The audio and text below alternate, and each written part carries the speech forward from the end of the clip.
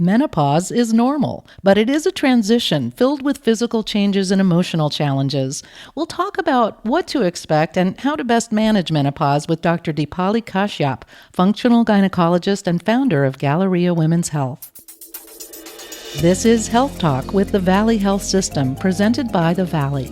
I'm Amanda Wild. Dr. Kashyap, thank you for being here today. Thank you so much, Amanda, for having me here. This is a topic which is very close to my heart, and I'm very passionate about it. So I'm very excited to be here talking with you. Menopause happens to every woman, so I can imagine you are passionate about this because you know it's happening to you and every other female on earth at some point. And from my understanding, menopause means you no longer have periods, but there's a lot more to it. What exactly happens during menopause? So menopause, you said it perfectly that it is a phase of, it's a transitional phase where women go through physical and emotional changes. As the name suggests, menopause means pausing on menstrual cycles. So that's exactly what is happening. That our ovaries basically are no longer making the hormones which are doing a lot of important functions. And that's what women feel. Every woman goes through it at a different phase. We say mean age of menopause in the United States is 52, but some of us start experiencing it much sooner than others. But yeah, it can last for 6, 7 to even 10, 15 years and creates lots of problems. So what is happening to your body? Your periods stop, you stop ovulating, and you stop making certain hormones that are helpful. That is correct, but that's just part of the problem. Our ovaries make certain hormones like estrogen, progesterone, and testosterone. A lot of times we always think of testosterone as a male hormone, but it's very essential for women also. So when these levels start to decline, so declining level of estrogen gives hot flashes, night sweats, difficulty sleeping at night, then our progesterone is extremely important, which is very important for our mental well-being and for a lot of our cognitive function. So decline in progesterone makes us lose our sleep again, and also that brain fogginess, where a lot of time women complain to me that, I cannot think straight, I cannot remember things which I used to. Then when it comes to testosterone, because testosterone again gives us that libido, so loss of testosterone can really have an impact on women's sexual health. There is loss of desire. At the same time, women tend to put on a lot of weight and they have hard time actually gaining muscle. It's only the fat that we are putting on and difficulty losing fat. But losing these hormones is just a part of the whole big system. Another really important hormone, which is called cortisol, which is made by our adrenal, and that control a lot of our body functions. So let's say if I have to give you an example. So, right now you and me, we are chatting, we are talking, but let's say the fire alarms wherever we are sitting goes off. Then at this point, both of us, we wouldn't want to continue this conversation. All of a sudden, you will feel that you're breathing heavily, your heart rate is higher, and all your mind, because it detects danger, it wants to get out of here. So in this moment, you don't want to now eat, you don't want to drink, you don't want to go to the bathroom to have a bowel movement, you don't want to sleep, you don't want to have sex. All you want to do is just get out of this place, get to a safer place, and then we both will take a deep breath and we're like, okay, now I can eat or drink or do whatever I want to do. And this reaction is supposed to last only for a few seconds or let's say few minutes, maximum half an hour. After that, we are supposed to come back to our basal levels. But a lot of us in our current society live in this really high cortisol state where everything is a deadline. Every email, every meeting, everything is a deadline. So imagine living like this for decades. So when we talk about menopause, I want to take a step back.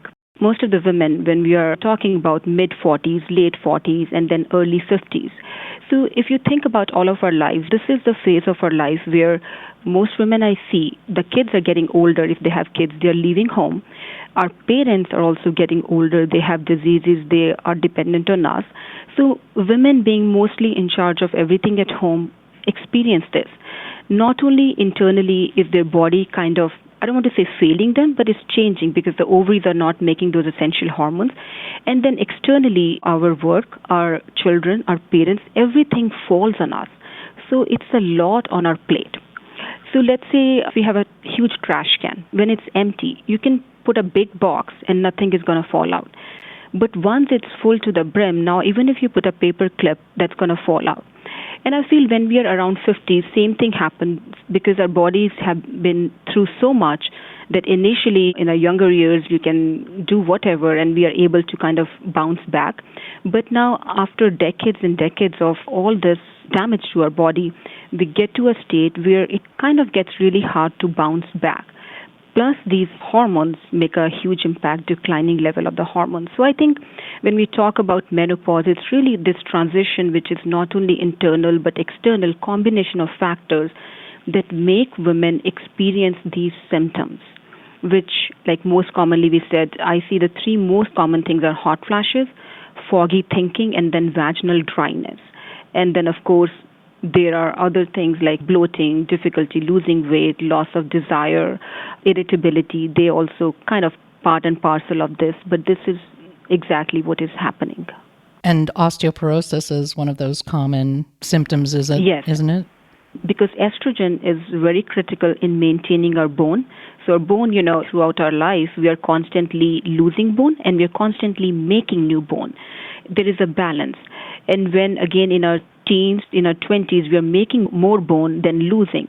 But when we are in this menopause, perimenopause transition, lack of estrogen makes us lose more bone or lose bone faster than we can lay bone.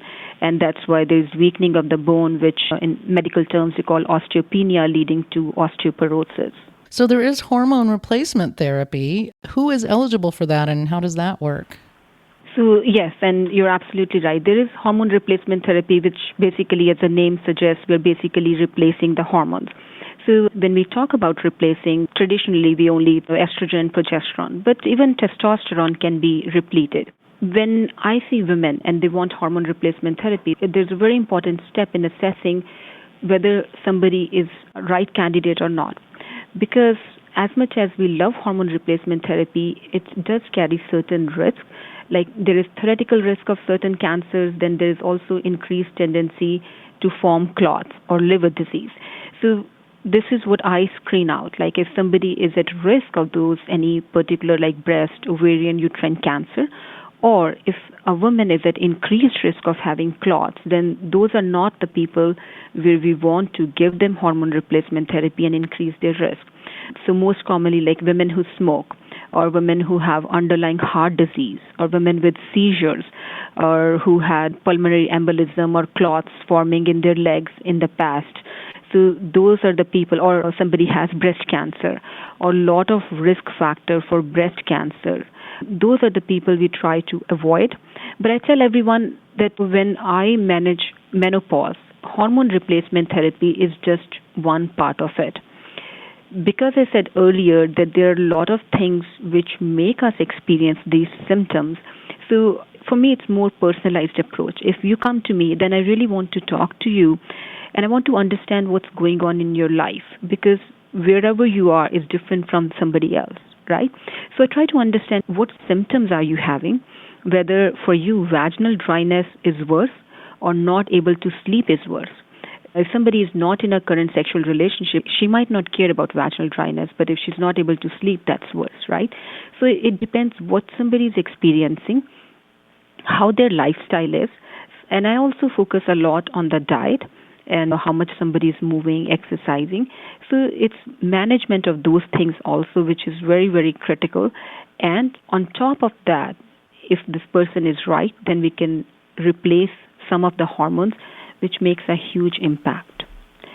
Are there other adjustments we can make to reduce symptoms either before menopause or during the time we're going through menopause, besides what you've mentioned, diet and hormone replacement therapy?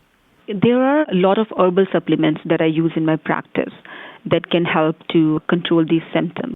So these supplements are basically natural herbs that also helps in manage even our cortisol levels and our other hormones. When we think about our hormone, there's a different way to think about it. Our body makes hormones. So what are hormones? They're basically chemicals which are made by one part of the body, and then they move around in our blood, and then they go to different organs, and that's where they work.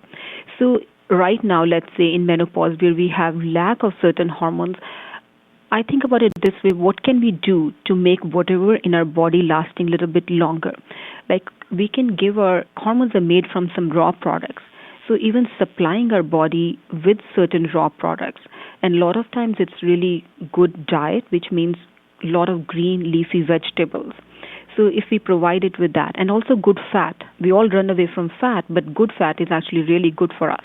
So even providing our body with good fat, with vitamins, with minerals, which help in making more hormones. Then second thing, like I said, these hormones travel in our blood. So maybe providing it with right environment, with right messengers that can, you can say vehicles like cars to move us around, providing right vehicles that can help these hormones to move around. Then sensitivity, when these hormones reach any particular organ, they have to be able to enter that hormone. So increasing the sensitivity of our organs to these hormones makes a difference. Then really important fact is removal of these hormones. So estrogen breaks down into certain things, and some of those products are actually toxic. So they have to be eliminated from our body. So many people nowadays are super constipated. So if somebody's constipated, then what happens is, then even though they have hormones and they are not breaking down, and if they're not getting rid of a lot of these bad products, they also tend to accumulate in body and can cause certain cancers. So my role is always to assess somebody, see what is going on, and how can I make whatever their natural hormones are to last a little bit longer, make sure that they are able to detoxify themselves properly. That way, even the ones they have, they are not causing the side effects. In fact, they are working for the betterment of the health. And when it comes to hormone replacement therapy, multiple ways it can be given. We have certain hormones that can be taken as a pill form. Some can be used as creams. You might have heard of injections or pellets. So there are a lot of different ways how we can put these hormones in our body. When we talk about estrogen, estrogen is best used by putting it on the skin. We should not be taking estrogen by mouth. So by skin, because these are fat soluble hormones, so they're really absorbed very well through our skin. And by using them through skin rather than the pill increases the risk of clotting with estrogen. Progesterone, it is best taken by pill at night. So women who have really hard time sleeping, if they're good candidates, if they take progesterone by mouth, we say they literally speak like a baby. They get really good sleep. And when it comes to testosterone, again through the skin, again testosterone we don't want to take by mouth, putting it on the skin or by pellets, it's a good way to give it to the body. I like how you combine natural remedies along with medical remedies to help our bodies help itself. You mentioned that menopause happens average around age 52 and can last years. When it's over, how do we know it's over? Do the symptoms we just talked about end? So, menopause, it's just a transition, like going when the periods are over, and then we say, okay, you're postmenopausal. So it doesn't really end. I mean, we kind of, once the periods stop, we stay in that phase for the rest of our lives. Whether the symptoms go away or not, it varies from person to person. Some people have the symptoms for 5 years, some will have for 10, 15 years, some will have for long, long time, and some might not have it at all. And again, what symptoms somebody has, that also varies. Sometimes it's just a little bit of hot flashes, but symptoms like vaginal dryness, they can last for long time. Because as the estrogen keeps decreasing and decreasing, we might get used to some of the symptoms. We come up with ways of sleep problems and all, but vaginal dryness, it doesn't go away. So it has to be managed, especially if somebody's in a sexual relationship, they might have to do something for a long time for it. I see a lot of women who come to me because they have severe vaginal dryness. And with vaginal dryness, the good thing is it can be easily managed. So any women who has it, I don't want them to lose hope. I want them to remember that they can go see their doctor because we can easily treat it, and it's such a life changer. The way we treat it is, of course, there are hormones. There's an estrogen cream. And many people who are scared of using hormones, vaginal estrogen, there is just very small amount of systemic absorption, so it can be used in a lot of situations, and it is very safe. And it really, by repleting all that estrogen, can replete the lining of the vagina and really helps with the dryness, painful intercourse. And women who have a lot of urinary tract infections or vaginal infections, it can really help with a lot of those. But let's say if you don't want to use estrogen, even then, We have other products which have like hyaluronic acid, which can help to build up healthy vaginal lining. In Nevada, CBD is used here, so there are a lot of vaginal products with CBD that can be used that also really helps in building collagen in the vaginal lining. Then there are certain other techniques like radio frequency where we help to build healthy vaginal lining, and all these can help to regenerate back to normal vaginal epithelium and help with the symptoms. Because many women describe that when they are having sex, it almost feels like sandpaper. And I understand that these are not life-threatening, but these symptoms really affect our quality of life and also relationships, which again impact our lives in general. So when you're experiencing symptoms of menopause, know there are a range of options for you to choose from and talk with your gynecologist. Absolutely. This is our message today. Like, if anybody wants to learn one thing from it is, if you're having anything, like you cannot sleep, you have foggy thinking, you feel like I'm tired of weight or I'm constantly bloated, just don't lose hope. Go and talk to the right person and you will be able to find the solution. Nobody should be living with these. Dr. Kashyap, thank you for a comprehensive and enlightening conversation about menopause and for cluing us in on some strategies to manage the challenges of menopause. Really appreciate your time. Thank you so much, Amanda.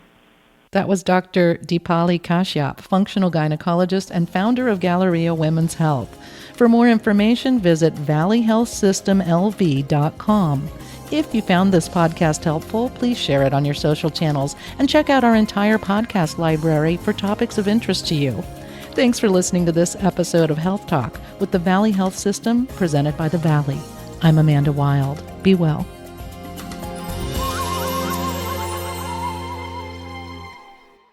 Physicians are independent practitioners who are not employees or agents of the Valley Health System.